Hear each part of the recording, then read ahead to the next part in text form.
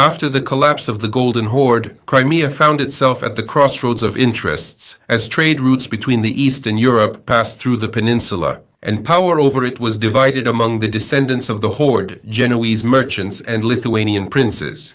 Turkic tribes lived in the steppes, Greeks and Genoese on the coast, and Khanate and Armenian communities in the mountainous regions. When the influence of the Horde finally weakened, it was here that a new state emerged, the Crimean Khanate. Its emergence marked the beginning of a long era in which the peninsula ceased to be a frontier and became an independent power. Hello, I'm Semyon, and this is the Amazing History Channel. Today, thanks to your comments, we will talk about the Crimean Khanate, one of the most influential and controversial states in Eastern Europe. Thank you to everyone who supports us through sponsorship. It is thanks to you that we are able to create large historical series. If you want to support the project, the link is in the description. Now, let's get started.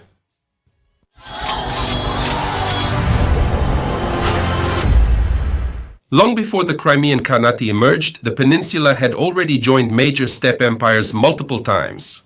The Huns arrived first, introducing a nomadic lifestyle and military organization to the Black Sea region. Later, power passed to the Khazars, who made Crimea one of the centers of their Khaganate. After the collapse of Khazaria, these lands were occupied by the Pechenegs, then the Polovtsians, and the Kipchaks. They firmly established the Turkic language and culture in the steppes, which gradually displaced the earlier and more developed Slavic influences. By the 13th century, when the Mongols arrived, Crimea was already Turkic in language, customs, and power. Therefore, as part of the Golden Horde, it became a natural part of the Kipchak world, not a foreign province. After Batu's campaign, Crimea became part of the Yochi Ulus, better known as the Golden Horde, the western part of Genghis Khan's vast empire. For the Horde, this was a key region. From here, the route to the Black Sea and the Mediterranean opened up. Merchants from Eastern Europe crossed paths here, bringing silk, spices, weapons, furs, slaves, and silver. The Genoese and Venetians built trading posts on the southern coast, made agreements with the Horde Khans, and traded with the Middle East. Thanks to this, Crimea became one of the wealthiest hubs of the Great Silk Road. Thus, a unique world was formed, not only of the steppe, but also of the coast, where mosques stood next to Catholic churches, and a mix of languages echoed over the markets. At the end of the 14th century, the Golden Horde was plunged into internal strife, which chroniclers called the Great Turmoil. Khans changed nearly every year, and Sarai's power was weakening over the far Ulysses. The Crimean Beks and Mirzas, especially the Shirin clan, who were used to independence, stopped waiting for orders from the center. Trade with the Genoese brought wealth, while local rulers collected taxes and maintained their own troops. The Horde's weakness made them feel strong. Gradually, the idea took root among the nobility that Crimea could live without Sarai, govern itself, and even become the new center of the steppe state. This idea had been developing for years, and when the empire of Genghis Khan finally weakened, the peninsula was ready to make itself known. But while the struggle for the Horde throne was raging in the steppes, the Grand Duchy of Lithuania was gaining strength to the north. Its rulers skillfully took advantage of the Horde's weakening and willingly welcomed exiled descendants of Genghis Khan. One of them, Ghiyas-Oddin, the grandson of the Horde Khan Tash Timur, found refuge at the court of Prince Vytautas, there in the Lithuanian castle of Trakai.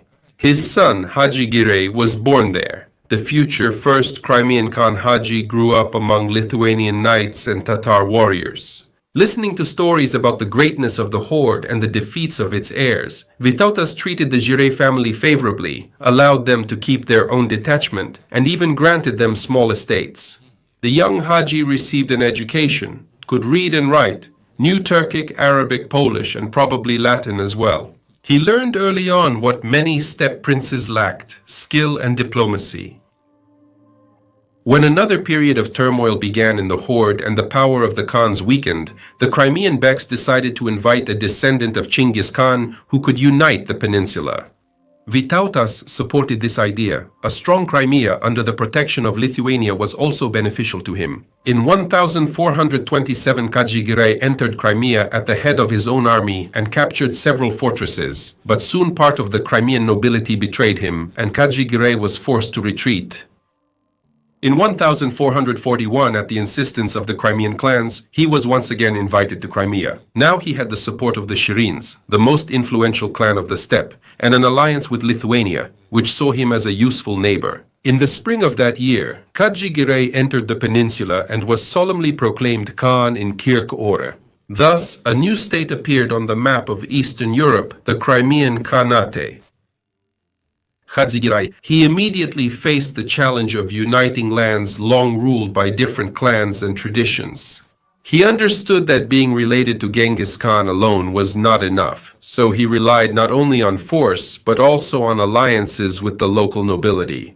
In Kirk-Ore, he established a Khan's court, where descendants of the Horde Murs sat alongside representatives of the Crimean clans Shirin, Barin, and Orgin.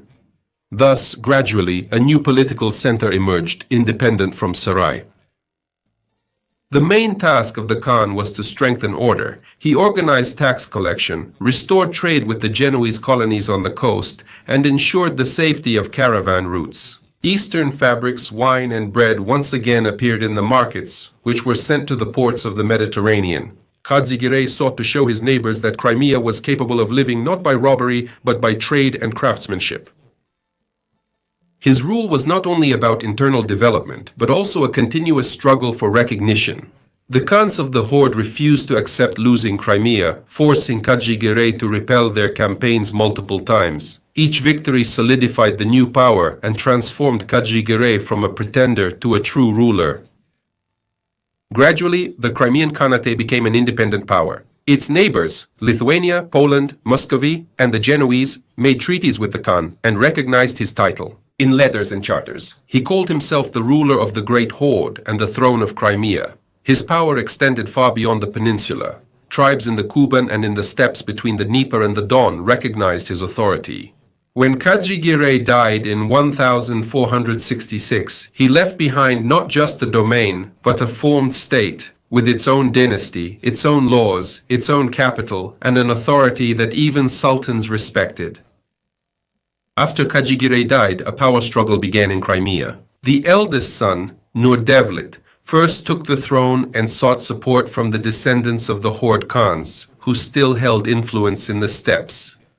His brother Mengli-Giray was considered less influential. He had neither his own army nor support of the major clans, but that is precisely why some of the nobility, especially the Shirin clan, saw him as a more convenient and dependent candidate. The country was divided. Some beyliks swore allegiance to Nur-Devlet, others to Mengli. Crimea once again plunged into civil strife, and external players did not miss their chance. The Genoese, the richest merchants of Kaffa, had long dominated the coast, striving to maintain control over the trade routes. They supported Mengli-Giray, hoping to influence the steppe nobility through him and keep the coastal cities under control.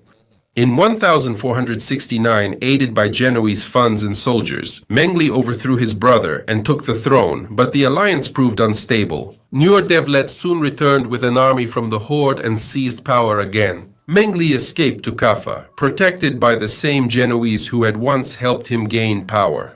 Meanwhile, the Ottoman Empire entered the struggle for the region, seeking to drive out the Italians and take control of the Black Sea. When the Turkish fleet approached the shores of Crimea in 1475, Mengli was in Kaffa. The city fell, the Genoese surrendered, and Mengli himself, along with other noble Tatars, was captured and taken to Istanbul. Sultan Mehmed II did not execute him. On the contrary, he saw in him a convenient tool, a descendant of Genghis Khan, capable of ruling the steppe on behalf of the Porte. 3 years later, in 1478, the Ottomans restored Mengli-Giray to the throne, overthrowing Nur-Devlet, who had once again tried to gain a foothold in Crimea. Now Mengli became the legitimate ruler, supported by the most powerful state in the region. Thus, the Crimean Khanate entered the orbit of the Ottoman Empire, retaining internal autonomy but losing full independence in Mengele's foreign policy. Giray used this alliance with remarkable skill.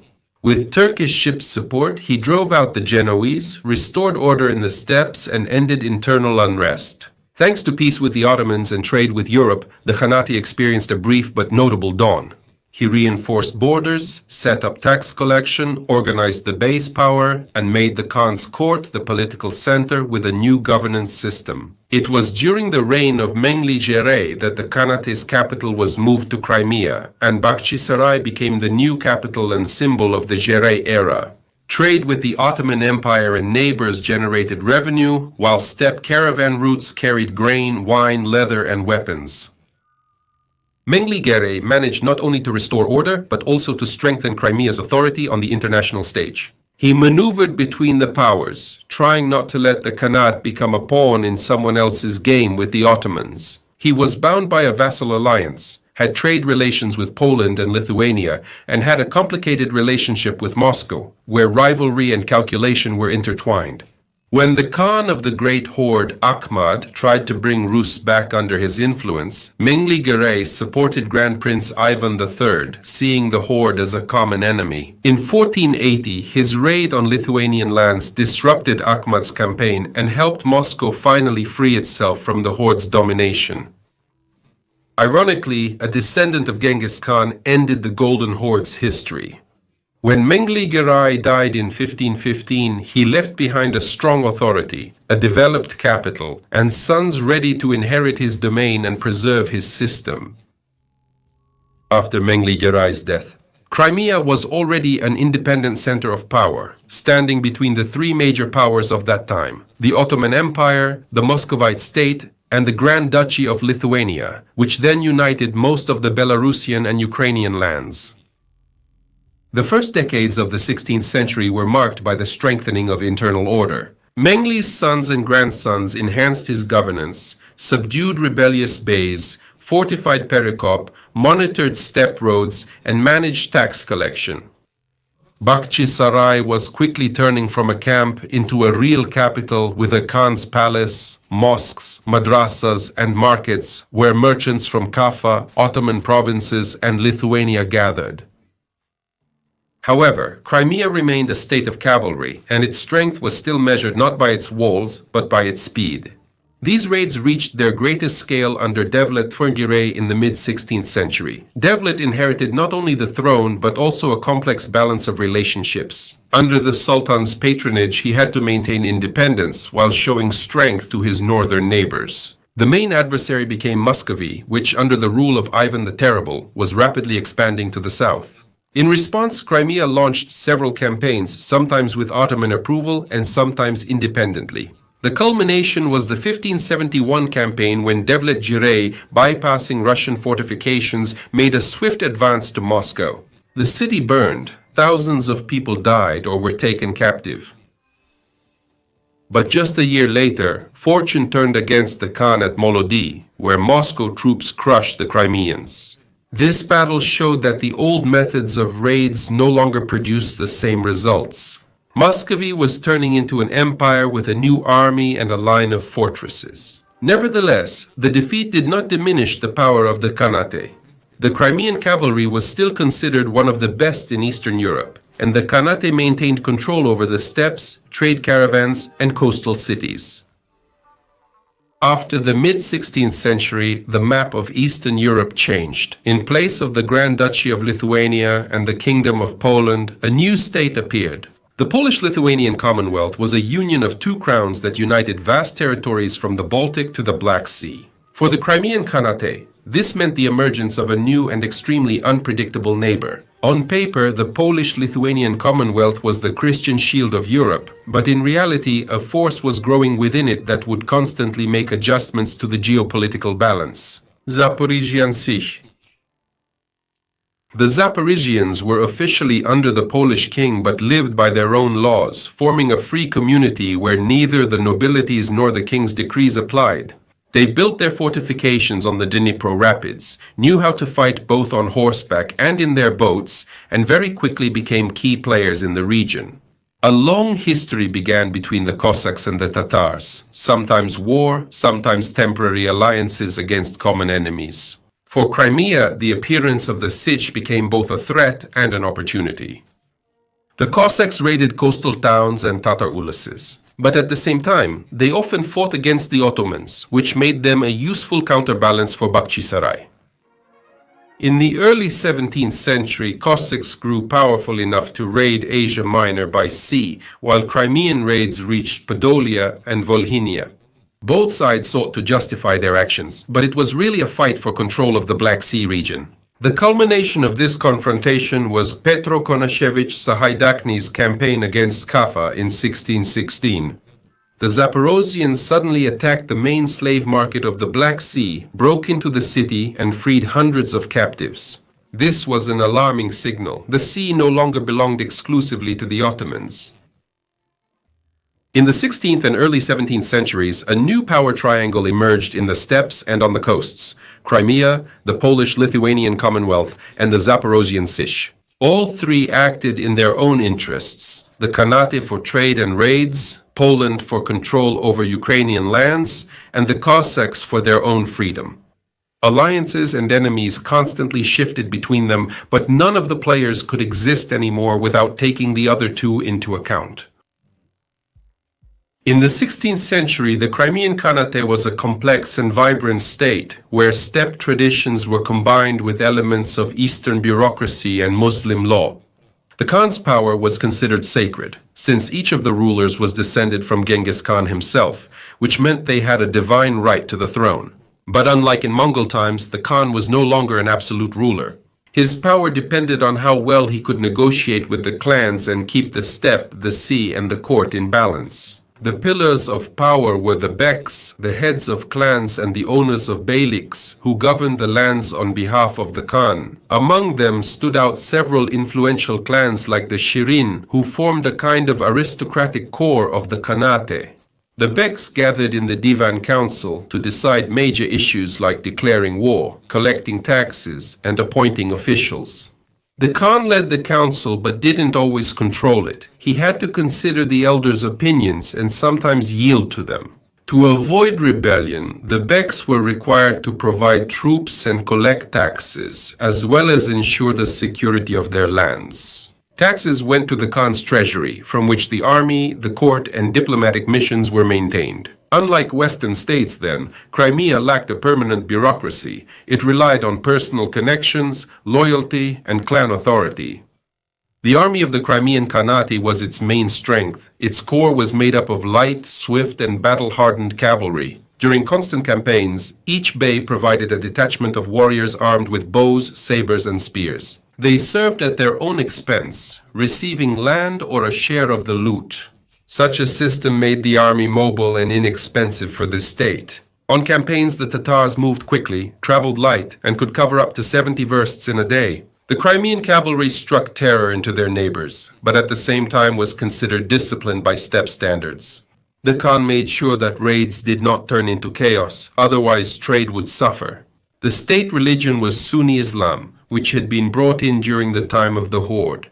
But Crimea was never homogeneous. For centuries, Greeks, Armenians, Karaites, Jews, and Rusyns lived on the peninsula. They had their own communities, temples, and even courts. In religious matters, the Khanate showed Crimea a rare tolerance for its era. Muslims prayed in mosques, Christians in churches, Karaites in kenesas. Many craftsmen and merchants of non-Muslim origin played an important role in the economy, and some even served at the Khan's court. Crimea's economy relied on agriculture, livestock, and trade. Coastal areas produced wheat, barley, and grapes. Horses grazed on the steppes, and markets in Khadzhi-Giray and Karasu Bazaar traded fabrics, leather, weapons, honey, and salt. Through Kaffa and Kislev, exports went to the Ottoman Empire and Europe. One of the painful issues remained the trade in captives. It brought income, but at the same time it bred hatred and war. Captives from Ukrainian and Russian lands ended up in slave markets, where they were ransomed by merchants or monastic missions. By the 17th century, this trade was slowly being replaced by commerce in goods and crafts. The daily life of Crimeans was diverse and full of contrasts. In the cities, people spoke several languages. The streets echoed with the calls of muezzins and the bells of caravans. Women wore wide dresses and silk veils. Men wore long robes and tubetekas. Books were valued in homes, especially chronicles and poetry. Under the Khan, there were scribes, historians, and poets. Some of the heroes themselves left behind poems and chronicles, which reflected pride, the steppes, and the elegance of the Eastern style.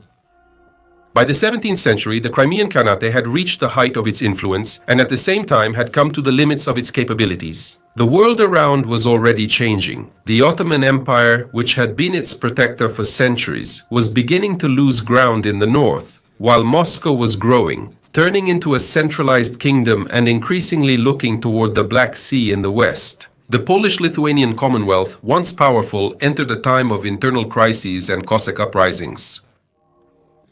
The sultans still retained formal power, but their position increasingly depended not on the will of the people, but on decisions made in Istanbul. The sultans appointed and removed heroes at their own discretion. Sometimes 3 or 4 khans would be replaced in Khadzhi-Giray within a decade, and each new one would start by seeking support from the Beys, Istanbul, or Moscow. Thus, the independence that Hadzhi and Mingli heroes fought for was disappearing.